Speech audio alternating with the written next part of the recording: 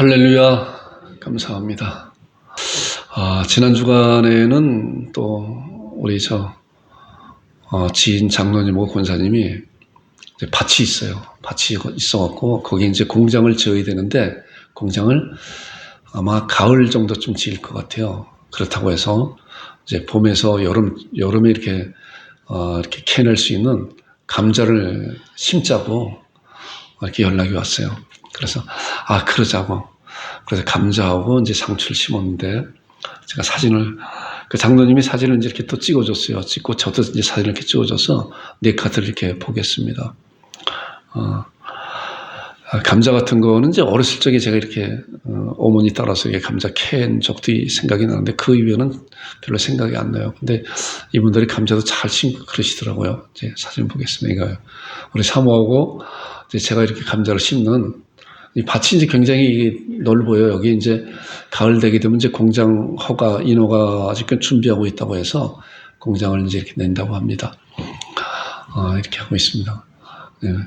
제 일은 잘 못해도 이렇게 좀 폼을 이렇게 좀 잡아봤어요. 삽을 갖고 이렇게 했는데, 이분이 이제 장로님이시고요. 이건 제가 찍은 거고, 이분 이제 권사님이시고. 그래서 이분네 밭에서 감자하고 또 상추도 심고 또 며칠 전에는 구들빼기인가요? 구들빼기 가서 또 씨도 이렇게 뿌리고 그랬습니다.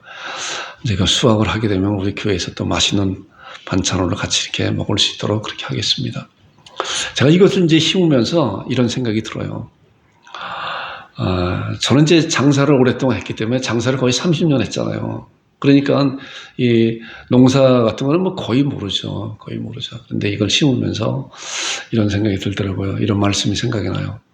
시편 126편 6절에 보니까 어떤 말씀이냐고 이제 말씀 잘 봐보세요. 울며 씨를 뿌리러 나가는 자는. 근데 우리는 이제 웃으면서 씨를 뿌리러 나갔죠. 반드시 기쁨으로 그 곡식단을 가지고 돌아오리라 하는 이런 말씀이 생각나더라. 반드시. 자, 씨를 뿌리게 되면 반드시 싹신하고 반드시 기쁨으로 그 곡식단을 가지고 돌아오리라 라고 하는 그런 말씀이 있어요. 우리가 복음의 씨를 뿌리게 되면은 분명히 그 복음의 씨가 싹신하고 자라고 열매가 맺어요. 근데 우리는 그런 사실 잘 모르잖아요. 복음을 뿌렸음에도 불구하고 또 전도지를 전도하고 예수님 믿으세요라고 해도 그것이 열매가 맺는지 안 맺는지 몰라도 그러나 분명히 이런 말씀을 통해서 보게 되면은 씨를 뿌리러 나가는 자는 반드시 기쁨으로 곡식단을 거두고 돌아오리라. 오늘 이 말씀을 이제 보면서 스데반 집사가 그래요. 스데반 집사가.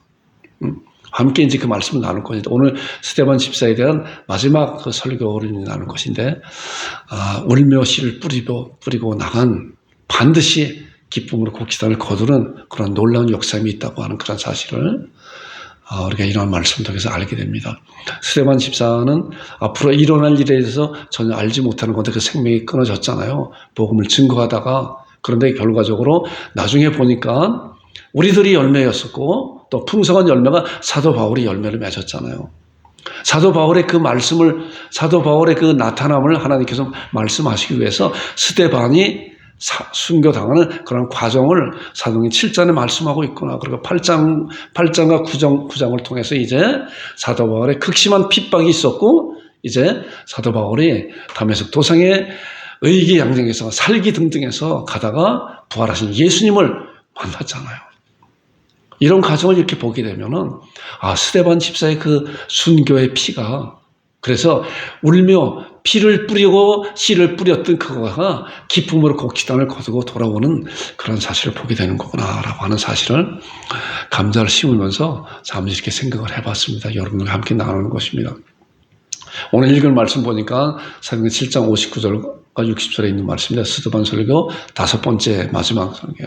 스데반의 절제적인 신앙이 어떤 것인가를 함께 나눌 것입니다. 자, 본문에 있는 말씀 보니까 그들이 돌로 스데반을 치니 스데반이 부르짖어 이르되 주 예수여 내 영혼을 받으시옵소서 하고 무릎을 꿇고 크게 불러 이르되 주여 이 죄를 그들에게 돌리지 마옵소서 이 말을 하고 자니라. 그리고 스데반의 이 세상에서의 여정은 끝났어요. 그 이유는 스데반의 그런 여정이 없지만은 스데반의 그 피를 흘림으로 말미암아 기쁨으로 단을 거두는 놀라운 역사이 지금도 일어나고 그 열매가 우리들이잖아요. 우리 이런 영적인 깊은 은혜를 우리가 잘 이렇게 경험을 하게 되고 또 이런 씨를 뿌리는 그런 과정을 통해서 이렇게 생각을 해보게 됩니다. 자, 지난주와 또 그 지난주에 우리가 율법에 대한 말씀, 율법과 예수 그리스도, 또 율법과 은혜에 대한 말씀 봤잖아요. 자, 이제 보시면 율법의 목적은 죄를 깨닫게 하고 죄를 드러나게 하고 예수 그리스도께 인도하는 초등교사다. 그래서 율법은 절대로 지키라고 하나님께 주신 것이 아니다라고 하는 사실을 우리가 딱 신앙을 하고 있어야 됩니다. 그 다음에 율법의 핵심이 뭐냐? 제사법이라 제사법. 그래서 레위기 전체가 제사법이잖아요. 제사법. 그래서 율법으로 드려지는 제사는 불완전한 것인데 바로 완전한 제사를 드릴 그분이 오실 것인데 그분이 바로 예수님이신데 예수님께서는 완전한 제사장으로 오셨고 완전한 제물로 오셨고 완전한 성전에서 어떻게 했어요? 영원한 제사를 하나님 앞에 완전히 드리셨다고 그랬잖아요. 그래서 예수님의 그 십자가의 구속의 그 제사는 이제 그 이후로 다시 필요가 없다는 거예요. 왜냐고 하면은 완전한 제사장과 제물로 성전에서 제사 드리고 하나님 보좌 우편에서 지금도 살아계셔서 제사장 역할을 직무를 감당하고 있기 때문에 그렇다는 거예요. 자, 이런 사실을 이제 우리가 마음에 두고 이제 사도행전 7장 이제 사실 51절부터 이제 우리가 읽은 60절까지 말씀을 이제 같이 봐야 되는데 이제 말씀을 통해서 이제 나눌 거예요. 그 말씀을. 그래서 우리가 59절과 60절 말씀을 함께 합독을 한 겁니다. 사도행전 7장 1절부터 쭉 나오는 말씀인데 6장부터 쭉 나오잖아요. 스데반에 대한 말씀이 스데반과 이제 그 유대교 율법주의자들과 이제 대충돌이 일어나잖아요. 근데 충돌이기보다는 율법주의자들이 스데반을 강력하게 핍박하는 이제 그런 내용이 나오잖아요. 그리고 하나님을 모독하는 그런 범죄로 말미암아 이제 고발하고 공의에 세우게 하고 그리고 공의 앞에서 이제 스데반이 쭉 그 말씀에 대한 것을 이제 담대하게 죽음 앞에 죽음을 앞두고도 죽음을 불사하고 담대히 하나님의 말씀을 전하고 있는 것이 사도행전 7장이라고 그랬잖아요. 그래서 사도행전 7장 1절부터 쭉 나오는 말씀을 우리가 잘 보게 되면은 스데반 집사의 그 신앙과 하나님의 말씀의 그 탁월함을 우리가 알 수가 있고 그리고 구약에 나오는 아주 뼈대적인 그런 말씀을 하고 있기 때문에 우리가 7장에 있는 말씀을 잘 알고 있어도 구약에 나오는 그런 말씀을 잘 알게 되는 거예요. 자, 7장에서 나오는 그런 말씀은 우리가 이미 첫 번째부터 스데반 집사의 네 번째까지 설교 말씀을 통해서 나눴기 때문에 그러잖아요. 아브라함을 통해서 이제 하나님께서 12지파 이스라엘 백성들을 세웠잖아요. 그런데 그 이스라엘 백성들이 이제 애굽에서 종사를 하게 되잖아요. 여러 가지 그런 과정을 통해서. 그러다가 이제 모세를 세웠고 모세를 통해서 출애굽하고 그리고 하나님께서 아브라함의 약속한 가나안 땅을 가기 위한 그런 여정 가운데서 하나님께서 모세를 통해서 전사를 빌어서 중보자를 통해서 이제 뭐예요? 율법이 주어졌잖아요. 그래서 율법 가운데 제사 제도가 있고 그리고 그 제사 제도 가운데 성전에서 드려지는 그런 제도가 있었잖아요. 그래서 모세에게 주어진 그런 성막은 이동식이었었잖아요. 그런데 이제 왕정 시대를 통해서 다윗에게 하나님께서 이제 성전을 만들 그런 재료를 준비케 하시고 그다음에 다윗의 아들 솔로몬을 통해서 예루살렘 성전을 딱 고정 성전을 만들게 했잖아요. 그리고 그 이후에도 이제 예루살렘에 여러 가지 많은 침략이 있었고 성전이 헐어지는 그런 가운데 있어서 예루살렘 성전 다음에 또 수르바벨 성전이 다시 재건되게 되고 그리고 그 이후에도 또 마찬가지로 그런 일이 있어서 성전이 또 헐어지고 그런 가운데 다시 헤롯 성전이 지어지는 그런 가운데가 바로 초대교회에 있었던 그런 일이에요. 자, 그런 가운데 가장 중요한 그 핵심은 뭐냐고 하면은 스데반 집사가 그 가운데서 수많은 사람들이 자기를 죽이려고 모함하고 이제 의기, 살기 등등해서 있는 그 가운데 공의 앞에서 이제 그들을 향해서 하나님의 말씀을 증거하고 있잖아요. 담대하게 언제 죽을지 모르는 가운데 당장 즉시 죽음을 앞두고 그렇지만은 죽음을 불사하고 하나님의 말씀을 증거하는 가운데 가장 중요한 핵심의 요지가 뭐냐고 하면은 예수님이 메시아냐 구약에서 말씀한 그 메시아가 예수님이냐 아니면은 그 예수님은 하나의 선지자다라고 하는 그 가운데 그 충돌이 일어나는 거예요. 그러니까 이 유대교에 있는 사람들은 뭐예요? 예수님의 그런 능력을 부정하지 못하잖아요. 다 많은 사람들 보고 자기들 눈앞에서 그런 능력을 보았기 때문에 그러나 그런 메시아가 아니다라는 거예요. 메시아가 아니다. 그런 선지자에 불과하다. 그러나 스데반 집사나 또한 예수님의 제자들은 뭐예요? 바로 이분이 메시아고 이분이 그리스도라라고 한 거예요. 여기 충돌이 일어나는 것은 충돌뿐만 아니라 이거는 엄청난 그런 사건이잖아요. 메시아다, 메시아가 아니다라고 하는 것은 뭐예요? 메시아이기 때문에, 그리스도이기 때문에 이제 율법에서 드려지는 모든 것은 예수님으로 말미암아 완성되었기 때문에 이제 성전에서 드려지는 제사 필요 없다라고 한 거잖아요. 스데반 집사가 그 얘기를 하는 거예요. 성전에서 이제 드려지는 제사가 필요 없다. 너희들 성전을 통해서 하나님 앞에 나갈 길을 이제 모세를 통해서 만들어 주었는데 이것은 한시적이다, 한시적이다. 그 예수님이 오셔서 이제 이것을 완성시켰기 때문에 이제 성전 제사는 필요 없고 하나님께서 성전 안에만 매이는 분이 아니라 하늘은 나의 보좌고 땅은 나의 발등상이다, 발등상이다. 그렇기 때문에 이제 그 성전에서는 필요 없다고 그들에게 얘기했는데 그들은 뭐예요? 절대적인 신앙을 갖고 있는 거 아니에요? 율법의 절대적인 신앙을 갖고 있기 때문에 예수님이 메시아가 아니고 선지자에 불과한데 너희가 어떻게 예수님의 메시아라고 얘기하면서 성전에서는 필요 없다고 하니 율법을 폐하는 거라. 그렇기 때문에 너희들 신성모독이라고 하는 거예요. 신성모독. 신성모독은 뭐예요? 즉결 처분이잖아요. 즉결 처분. 그래서 예수님도 마찬가지로 신성모독죄로 십자가 달려서 돌아가신 것이고 예수님의 제자 스데반 집사도 마찬가지로 신성모독죄로 고발당한 것이잖아요. 그런 가운데 이제 언제 죽을지 모르는 그런 가운데 스데반 집사가 강력하게 하나님의 말씀을 증거하고 있는 가운데 이제 7장 51절에 그들에게 이런 말씀을 하는 거예요. 잘 보세요. 목이 곧고 마음과 귀에 할례를 받지 못한 사람들아 너희도 너희 조상과 같이 항상 성령을 거스른도다. 제가 이렇게 지금 조곤조곤 말씀드린 건데 그 말이 아니에요. 그런 죽음 앞에서 스데반 집사가 그들을 향해서 수많은 사람들과 그리고 종교 지도 그 당시에는 유대교에 있는 사람들이 그 권세를 잡고 있기 때문에 그들의 권력으로 말미암아 한 사람도 어떤 사람도 그들을 거역할 수 없고 또한 신성모독죄로 잡혀온 스데반 앞에 스데반 너는 당장 죽을 것이다 라고 판결을 내면 곧바로 죽음을 당할 수밖에 없는 그런 상황 가운데 스데반 집사가 지금까지 말씀드린 것 같이 그리고 그들을 향해서 목이 곧고 마음과 귀에 할례를 받지 못한 사람들아 라고 엄청나게 그들을 향해서 공격적인 말을 하고 있는 거예요. 너희도 너희 조상과 같이 항상 성령을 거스른다. 자, 이런 것을 생각을 하면서 이 목사가 한번 생각을 해보세요. 바로 언제 죽을지 모르는 그렇게 끌려온 죄인인데 어떻게 저렇게 담대하게 그들을 향해서 공격적으로 담대하게 말씀을 선포할 수 있는 것인가 라고 하는 것을 생각하면서 과연 나는 어떨까? 나는 어떨까? 그렇잖아요. 전에도 한번 그 말씀 드린 적이 있잖아요. 일제강점기 때나 6.25 때 믿는 자들을 얼마나 많이 참수형이나 총살형이나 그렇게 순교를 당한 사람들이 많아요.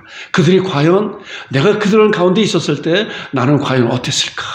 목숨을 구걸하지 않았을까? 아니면 담대하게 주님만 바라보면서 내가 죽으면 죽으리라고 하는 그런 말씀 가운데 믿음을 저버리지 않았을까 하는 생각을 잠시 해보게 됩니다. 스데반 집사가 이런 일을 통해서 보니까 그들을 향해서 사람들은 너희도 너희 조상과 같이 항상 성령을 거스른다. 그들과 나오는 말씀이 너희 조상들이 선지자 중에 누구를 박해하지 않았느냐. 의인이 오시라고 예고한 자들을 그들이 죽였고 너희 조상들은 의인이 오시라고 한 그런 선지자들을 앞으로 메시아가 이 세상에 오실 것이라고 하는 그런 선지자를 그들이 죽였다. 너희 조상들이. 그리고 나오는 말씀이 이제 너희는 그 의인을 잡아준 자요 살인 자가 되었다. 바로 당신들은 이제 그 의인, 그 메시아 예수 그리스도가 이 세상에 오셨는데 그분을 너희들은 잡아준 자고 살인한 자가 되었다라고 그들에게 그 마음에 정콕을 찔렀잖아요. 자, 베드로가 성령의 충만을 받고 나가서 하나님의 말씀을 담대히 증거할 때 어땠어요? 많은 사람들에게 너희가 죽인 이 예수님이 하나님께서 주와 그리스도가 되게 하셨다고 말씀을 했잖아요. 너희들이 죽인 이 예수님이라고 했잖아요. 여기도 마찬가지로 스데반 집사도 너희들은 그 의인을 잡아주고 살인한 자다, 죽인 자들이다 라고 했을 때 완전히 판약이 다른 결과가 나왔잖아요. 사도행전 2장에는 뭐라 그랬어요? 베드로가 그렇게 너희가 죽인 이 예수를 하나님께 주와 그리스도가 되게 하셨다라고 말씀했을 때 그들은 형제여 어찌할꼬 라고 탄식하는 그런 것으로 나왔잖아요. 근데 이 스데반 집사 공의 앞에서는 어땠어요? 너희는 그 의인을 잡아주는 살인한 자가 되었나니 너희는 천사가 전한 일을 받고도 지키지 아니하였도다 하니라. 자, 그랬더니 어때요? 그들이 이 말을 듣고 마음에 찔려서 똑같다 그랬잖아요. 그를 향하여, 스데반 집사를 향하여 일을 갈았다는 거예요. 자, 그러니까 어땠어요? 이를 갈고 저거 당장 죽여야겠다, 저거 당장 죽여야겠다, 그럴 거 아니에요. 그런 가운데서도 스데반 집사는 전혀 요동치 않고, 그 나오는 말씀 보세요.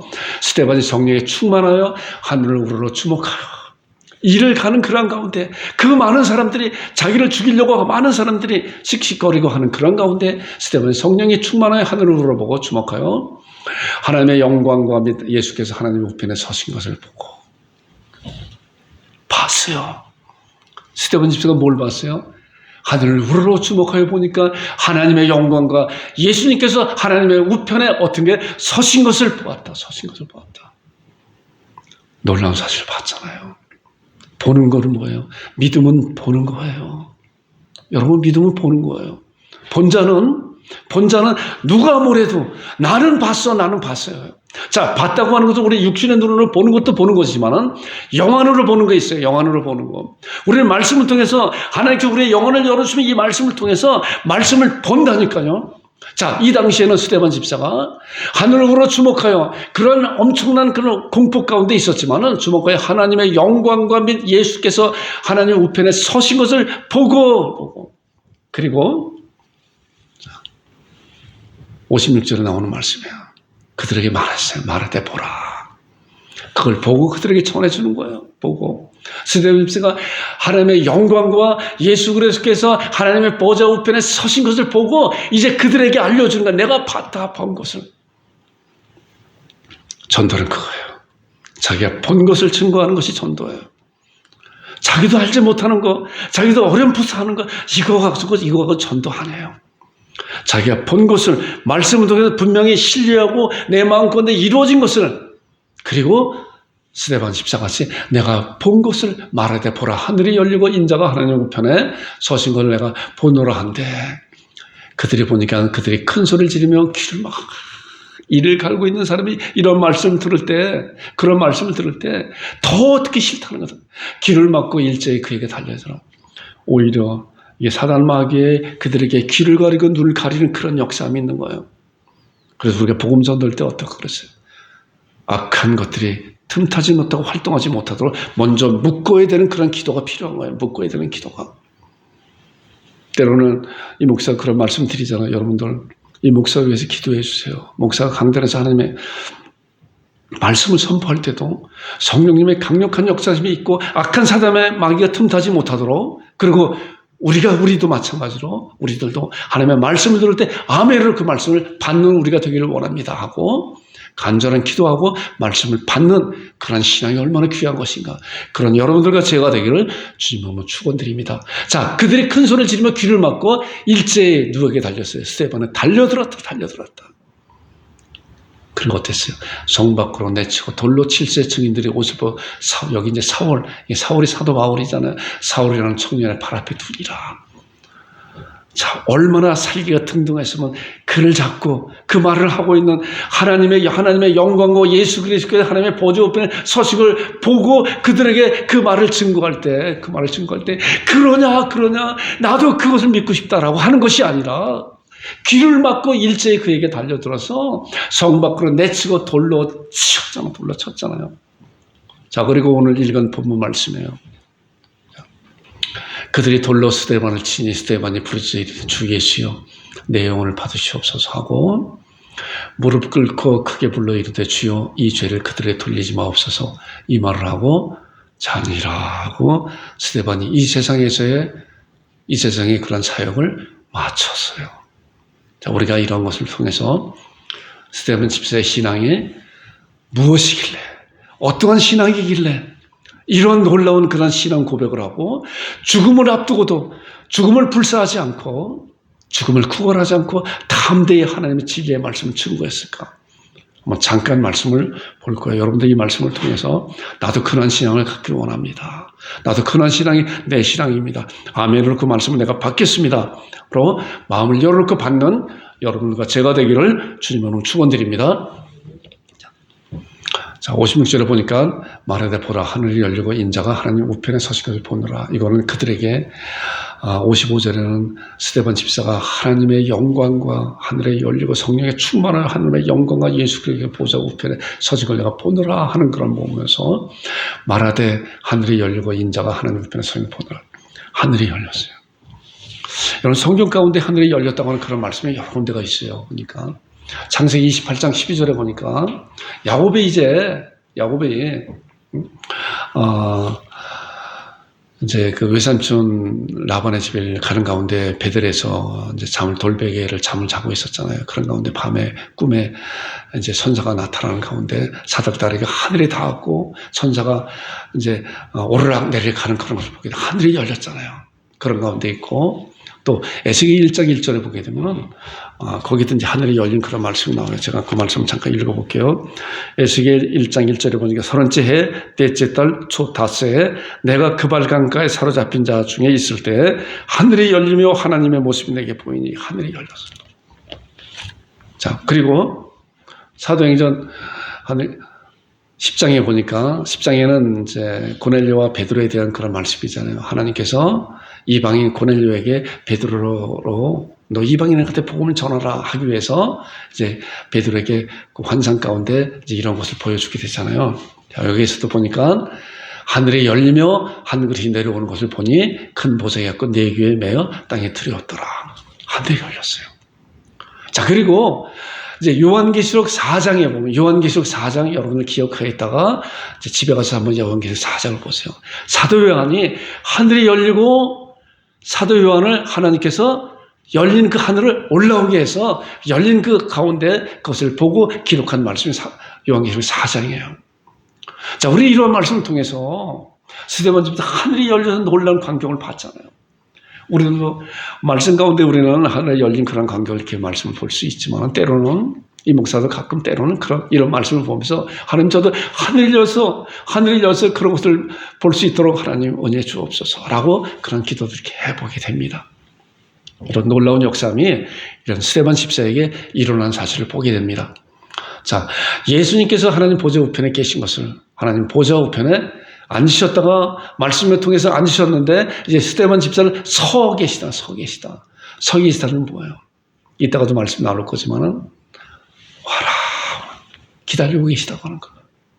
하나님 보좌 우편에 계시다고 하는 것을 우리가 말씀을 통해서 보게 되면 히브리서 10장 12절에 그 말씀이 정확히 말씀하고 있어요.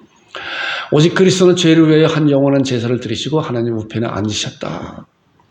성경에 무수히 하나님 우편에 계시다고 하는 그런 말씀이 많이 있는데 대표적으로 오직 그리스도는 죄를 위하여 우리의 죄를 위하여 한 영원한 제사를 드리고 하나님 보좌 우편에 앉으셔서 뭐예요? 이제 앞으로 이 세상에 다시 오실 재림을 준비하고 계신 분이시라고. 그리고 하나님 우편에 계시면서 뭐하고 계세요?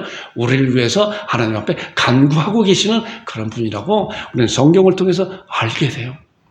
그래서 예수님께서 하나님 보좌 우편에 계신 것을 스데반 집사가 보았구나. 정확히 보았구나. 우리가 이러한 말씀을 통해서 우리도 이러한 사실을 잘 신앙하는 여러분들과 제가 되기를 주님으로 축원드립니다. 자, 그 다음에 이제 57절을 보니까 그들이 큰 소리를 지르며 귀를 막고 일제히 그에게 달려들어 성 밖으로 내치고 돌로 칠세 증인들의 옷을 벗어 사울이라 하는 청년의 발 앞에 두니라. 뭐 때문에? 하늘이 열리고 인자가 하나님 우편에 서신 걸 보노라 라고 그들에게 진리된 말씀을, 은혜로운 말씀을, 하늘의 영광을 본 것을 그들에게 알려주었는데 그들은 뭐예요? 결과적으로 그렇게 알려준 스데반 집사를 돌로 치고 사울이라는 청년 앞에 발에 두었다. 그리고 59절 우리가 읽은 본문 말씀이요. 그들이 돌로 스데반을 치니 스데반이 부르짖어 이르되 주 예수여 내 영혼을 받으시옵소서. 자, 스데반이 뭐예요? 주 예수여 내 영혼을 받으시옵소서. 이 말씀을 볼 때 예수님께서 하나님 보좌 우편에 서신 것을 스데반 집사가 보았잖아요. 그 내용을 보니까, 이 말씀을 보니까 와라 내가 준비하고 있다. 스데반 집사는 주여 내 영혼을 받으세요.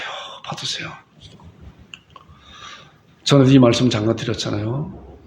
이제 좀 부담이 되는 말씀인 것 같은데 실제적으로 참 아주 귀한 말씀이에요. 우리가 생각할 때 우리는 누구나 다 죽음 앞에 서게 돼요. 누구나 다. 그럴 때 우리 이 말씀을 기억하면서 아멘 주 예수여, 주 예수여 내 영혼을 받으소서. 이걸 알든 모르든 고백하든 안 하든 간에 우리 생명은 누구나 다 한 번은 가게 돼요. 그러나 이런 놀라운 사실을 알 때 우리가 그 순간에 주님이시여 내 영혼을 받으소서 스데반 집사같이 하는 놀라운 고백을 할 때 얼마나 감사함으로 기쁨으로 우리가 주님의 품에 안길 수 있는 것인가를 우리가 잘 신앙하는 여러분과 제가 되기를 주님으로 축원드립니다. 자, 이 말씀은 뭐냐 보면은 이제 스데반 집사가 이런 것을 아는 거예요. 육신은 흙으로 가고 영혼은 주님의 품으로 간다라고는 그런 신앙에 단단히 서 있다는 거예요. 자, 보니까 고린도후서 5장 1절에 보면 그 말씀이요. 만일 땅에 있는 우리 장막집이 무너지면 그렇잖아요. 우리 장막집이 무너진다고 우리 죽음이 떠나가면은 어때요? 우리 장막집은 흙으로 돌아가고 하나님께서 지으신 집 곧 손으로 지은 것이 아니요 하늘에 있는 영원한 집이 우리에게 있는 줄 아느냐. 자, 우리의 육신은 흙으로 가지만은 우리의 영혼은 어디에 가요? 손으로 지은 것이 아닌 하늘에 있는 영원한 천국에 간다고 하는 그런 사실을 스데반 집사가 신앙으로 단단히 가지고 있었기 때문에 주 예수여 내 영혼을 받으소서라고 하는 그런 고백을 했구나. 우리도 마찬가지로 이런 말씀에 대해서 단단히 신앙을 갖고 있어야 되는 거예요. 잘 알고 있지만 그래서 이런 말씀을 통해서 잘 갖는 여러분과 제가 되기를 주님으로 축원드립니다. 자, 그 다음에 60절 이제 마지막 절인데 무릎을 꿇고 크게 불러 이르되 주여 이 죄를 그들에게 돌리지 마옵소서 이 말을 하고 자니라. 어떻게 이런 신앙을 고백을 했을까? 우리 주님도 그랬잖아요. 십자가 달리면서 저들이 하는 일을 저들이 알지 못하면 주여 저들을 용서해달라고. 스데반 집사도 마찬가지로 자기가 돌에 맞아 죽으면서 억울한 죽음을 당하면서 조금이라도 생각을 딴 생각을 했다고 하면은 내가 왜 여기서 죽어야 되는 거야? 나 더 살고 싶은데 내가 가정도 있고 나의 친지들도 있고 더 살고 싶은데 내가 뭐 잘못한 거 뭐가 있나? 나는 진리를 선포했을 뿐인데 내가 왜 여기서 억울하게 저 사람들이 죽는 것인가? 라고 생각할 수도 있지만 그러나 죽음을 겸허히 받아들이면서 주님이서 내 영혼을 받으소서라고 하면서 주여 이 죄를 저들에게 돌리지 마옵소서라고 하는 그러한 고백을 하나님 앞에 기도하는 것을 보게 돼요. 어떠한 신앙이길래 그랬을까? 어떻게 이러한 신앙 고백이 나올 수 있을까? 그랬어요. 제가 이렇게 정리해봤어요. 미래에 대한 분명하고 절대적인 신앙이 있기에 가는 것이구나. 미래가 없다고 하면은 이 세상에서 아무렇게나 살잖아요. 미래가 없다고 하는, 죽으면 끝이라고 하는 사람들이 많아요. 그러나 죽으면 끝나는 것인가요? 절대로 아니라고 하나님께서 말씀하고 있어요. 앞으로 일어날 일이지만 우리는 이러한 단단한 그런 신앙을 분명히 갖고 그리고 그 근거를 가져요. 말씀에 대한 근거를 갖고 있어야 그래야만이 앞으로 미래에 대한 신앙을 없는 자들에게 하나님의 말씀으로 담대히 증거할 수가 있는 거예요. 자, 사후 심판에 대한 신앙을 분명히 스데반 집사가 갖고 있기 때문에 이 죄를 저들에게 돌리지 말라고 하는 그런 기도를 하나님 앞에 올려드린 거예요. 자, 보세요. 계시록 20장에 있는 말씀을 보니까 이 말씀이요. 제가 조금 요약을 했어요. 길기 때문에. 각 사람이 자기 행위들의 심판을 받고 누구든지 생명책에 기록되지 못한 자는 불못에 던져지리라. 자, 각 사람이 하나님의 심판대에서 각 사람이 자기 행위들의 심판을 받고 또한 어떻게 해요? 불못에 던져진다는 거예요. 그러나 예수님을 주님으로 믿은 자들은 뭐예요? 각 사람이 받은 그 행위가 예수 그리스도를 말미암아 십자가상에 이미 다 받았기 때문에 심판을 받았잖아요. 그러니까 우리는 이 심판에서 제외되는 거고 이제 상급에 대한 심판을 받는 거죠. 그래서 우리는 불못에 던져지는 것이 아니라는 그런 사실을 우리가 단단히 가져야 돼요. 이런 것에서 착각하지 말아야 돼요. 착각하지 말아야 돼요. 이 목사가 자꾸 그런 말씀 많이 드리잖아요. 목사가 젊었을 때부터 그런 혼란에 얼마나 많이 빠졌는지 몰라요.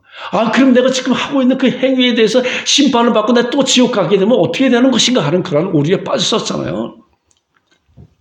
우리 이런 신앙을 잘 다져지는 여러분들과 제가 되길 주님으로 축원드립니다. 한번 이미 목욕한 자는 발밖에 씻을 필요가 없기 때문에 한번 목욕한 자는 그 행위고 하나님 앞에 이미 다 심판을 받아버린 거예요.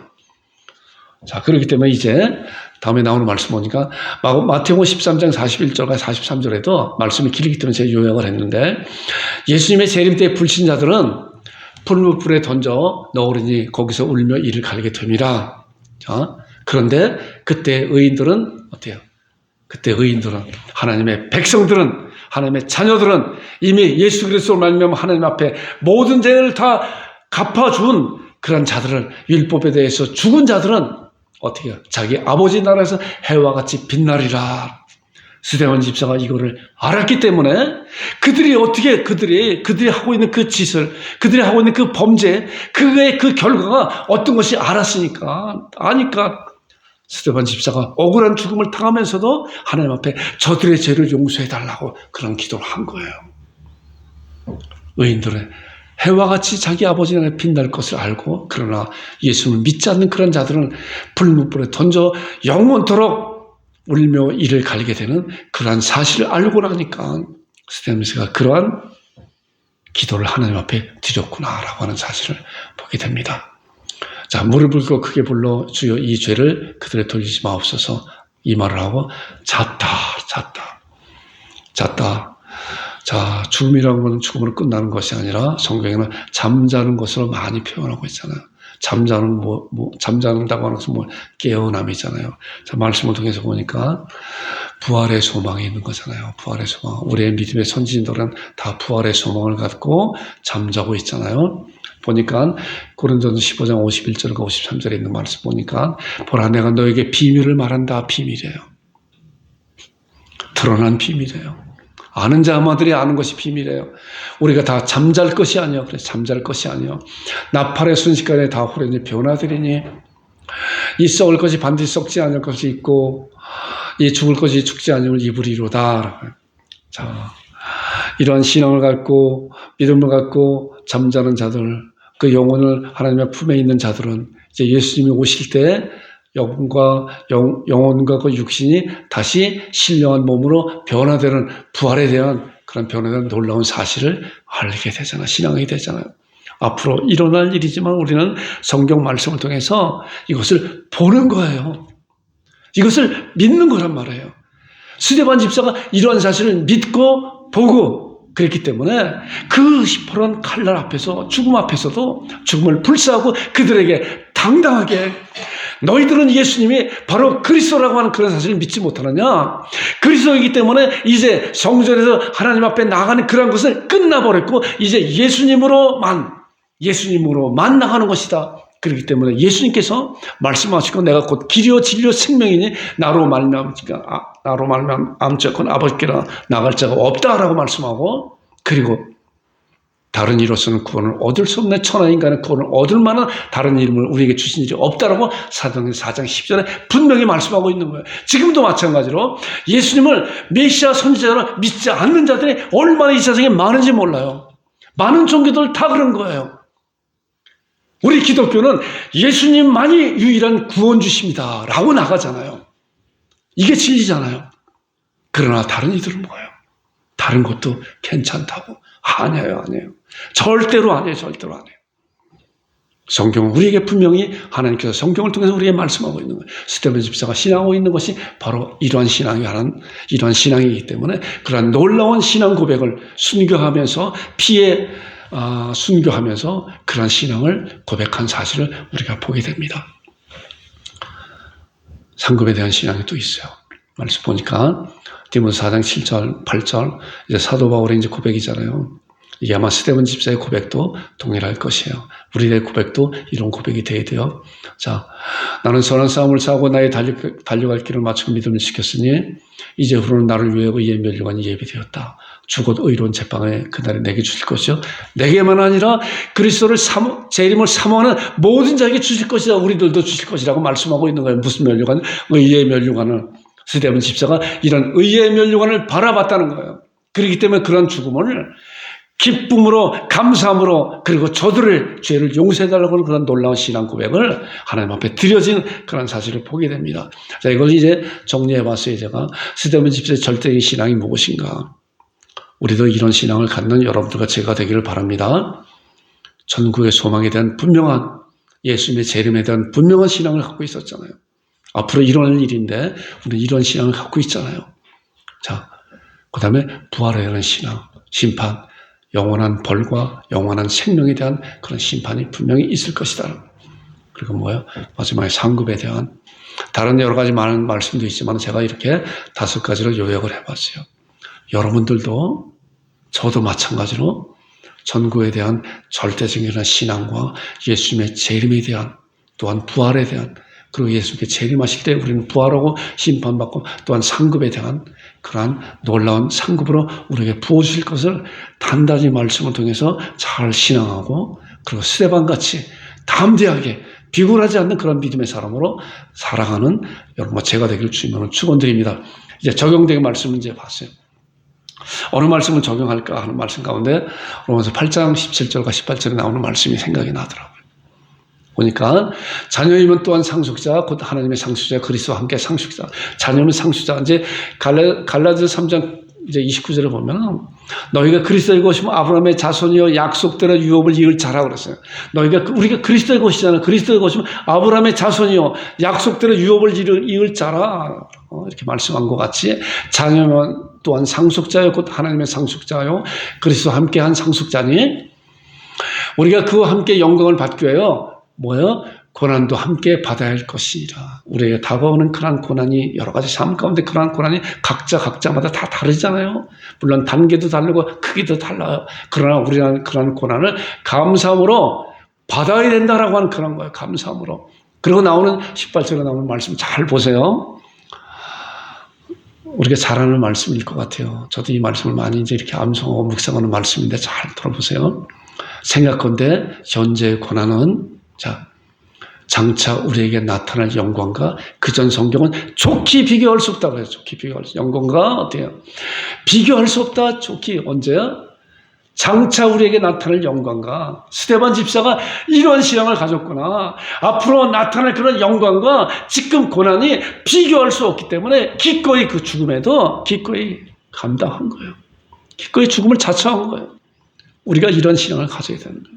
앞으로 나타날 스데반 집사가 하늘이 열리고 뭘 보았어요? 하나님의 영광과 하나님의 보좌 우편에 예수 그리스도 서신 것을 보노라 하잖아요. 그런 영광이 어떤 것인가? 영광이 보니까 장차 우리에게 나타날 그 놀라운 영광은 현재의 고난과 전혀 비교조차 안 된다. 비교조차 안 된다는 거야. 근데 우리는 삶 가운데 이 목사도 별 수 없어. 우리 삶 가운데 고난이 올 때 이 고난이 얼마나 큰지 몰라요. 얼마나 큰 것 같이 생각되는 건지 몰라요. 그래서 고난 가운데 그냥 쓰러질 때도 있잖아요. 그런데 우리가 이 말씀을 보면서 현재의 고난 장차 우리에게 나타날 영광과 좋게 비교할 수 없구나. 그리고 그 밑바닥까지 내려갔다가 다시 일어나는 그런 신앙이 이 말씀에 우리에게 위로를 주잖아요. 우리에게 힘을 주는 거잖아요. 여러분과 제가 이런 말씀을 통해서 그래서 말씀을 가져서 이 말씀을 통해서 어떤 상황 가운데서 현재의 고난은 장차 우리에게 나타날 영광과 좋게 비교할 수 없다. 내가 그 고난 감당하겠노라 라고 선포하고 고백하고 그 고난을 예수님의 이름으로 물리치는 그런 여러분과 제가 되기를 주님의 이름으로 축원드립니다. 기도하겠습니다. 아버지 하나님 은혜를 감사합니다.